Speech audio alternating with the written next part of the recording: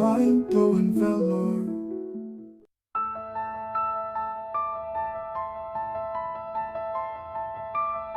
அனைவருக்கும் வணக்கம். இதுவரை நம் மைண்ட் ப்ளோயிங் வெல்லூர் யூடியூப் சேனலில் எண்ணற்ற வாராகி அம்மன் ஆலயத்தை நாம் பதிவிட்டு வருகிறோம். இன்றும் நாம் அகோரி வாராகி என்னும் ஆலயத்தை தான் நாம் காணவிருக்கிறோம். வாங்கள் செல்லலாம்.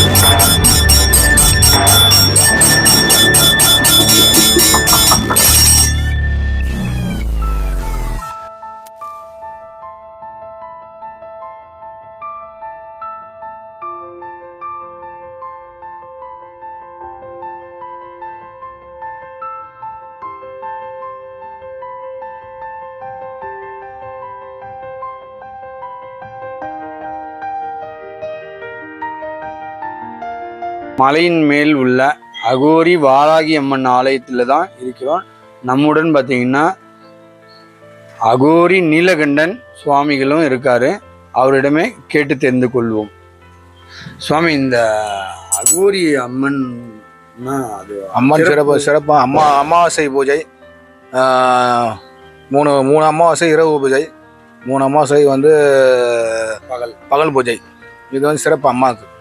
எல்லாரும் பொதுமக்கள்லாம் அனைவரும் வந்து இங்கே என்னென்ன நடைபெறும் அமாவாசை பூஜை, பஞ்சமி நாள், இதுதான் சிறப்பு அம்மாவுக்கு.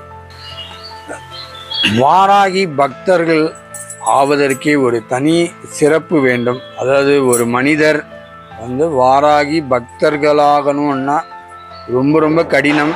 இந்த பக்தர்கள் ஆவது என்பது அவர்களுடைய ஆசீர்வாதம் இருந்தால் மட்டுமே நாம் வாராகி பக்தர்களாக முடியும். இல்லையெனில் ஆலயத்திற்கு வரை வந்து கூட சில பேர் வந்து பார்த்திங்கன்னா வர முடியாத ஒரு சூழ்நிலையும் ஏற்படும்.